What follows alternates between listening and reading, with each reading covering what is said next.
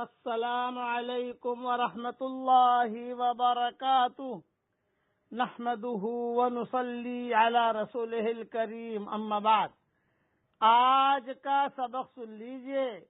آج کے سبق کی سرخی ہے زنا سے بچیے، پارٹ نمبر 5۔ امام شافعی رحمۃ اللہ علیہ کی کتاب ہے دیوان شافعی۔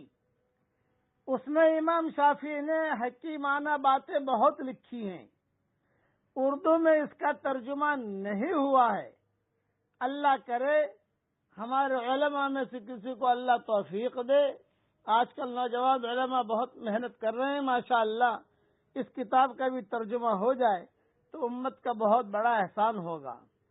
انہوں نے ایک بات لکھی ہے اپنی کتاب میں دیوان شافعی میں کہ زنا ایک قرض ہے، اگر تو اس کا مرتکب ہوا تو بدلے میں وہ لوٹ کر تیرے گھر والوں پر بھی آئے گا۔ یہ بات سمجھ لے۔ یہ امام شافعی کے جملے نقل کر رہا ہوں جو انہوں نے لکھے ہیں، اور دلیل میں انہوں نے یہ کہا کہ طبرانی کی حدیث کہ حضور صلی اللہ علیہ وسلم نے فرمایا تم پاک دامن رہو تو تمہاری عورتیں بھی پاک دامن رہے گی۔ خلاصہ کلام یہ کہ اگر خدا نہ خواستہ کسی نے زنا کیا تو اس کی اولاد میں بھی یہی زنا کاری آئے گی۔ یہ امام شافعی کے قول کا خلاصہ ہے۔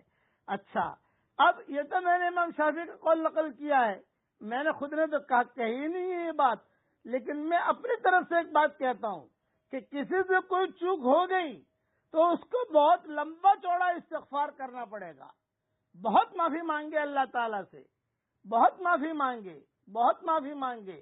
اللہ کی ذات سے امید ہے کہ اللہ تعالیٰ معاف کر دے گا، اس لیے کہ اللہ کا قانون ہے کہ شرک کے گناہ کو اللہ معاف نہیں کرتا، اس کے علاوہ کے گناہوں کو معاف کر دیتا ہے۔ تو اس لیے میں نے امام شافعی کا قول نقل کیا کہ امام شافعی اس کو اتنا برا سمجھتے تھے۔ اور ایک بات اور سن لیجئے کہ امام شافعی کے اس قول کو علماء، مشائخ، فقہاء، محدثین اپنے اپنی کتابوں میں لکھتے آئے ہیں اور اپنے اپنے مجموع کے سامنے بیان کرتے آئے ہیں۔ آج بھی جو مشائخ ہیں وہ اپنے اپنے بیانوں میں کہتے ہیں، اس لیے میں نے مختصر اس کا تذکرہ کر دیا۔ اس لیے زنا سے بچیے اور اپنی اولاد کو بھی بچائیے۔ اب پڑھ لیجئے میرے ساتھ، سبحان ربک رب العزت عما یصفون وسلام علی المرسلین والحمد للہ رب العالمین۔ دیکھیے میں نے اتنا پڑھا، اللہ میرے ساتھ ہو گیا، اللہ مجھ سے خوش ہو گیا، اور یہ جملے اللہ کو بہت بہت بہت پسند ہیں۔ ترجمہ بھی پڑھ لیجئے، پاک ہے آپ کا رب، عزت کا مالک، ان باتوں سے جو یہ لوگ بیان کرتے ہیں، اور سلام ہے پیغمبروں پر،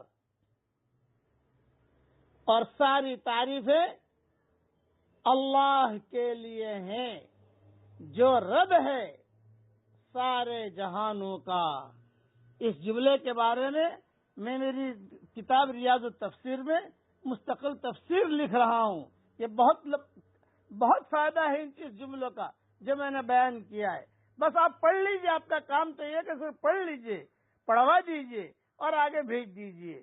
اللہ تعالی ہم سب سے راضی ہو جائے، اور اللہ تعالی ہم سب کو خوش بھی کر دے، اور ہماری قیامت تک کے آنے والی نسلوں کو بھی اللہ تعالی اور ہم سب کو اللہ جنت الفردوس میں عافیت کے ساتھ، ہمیں نبی کے پڑوس میں ہم سب کو اللہ جگہ عطا فرمائے۔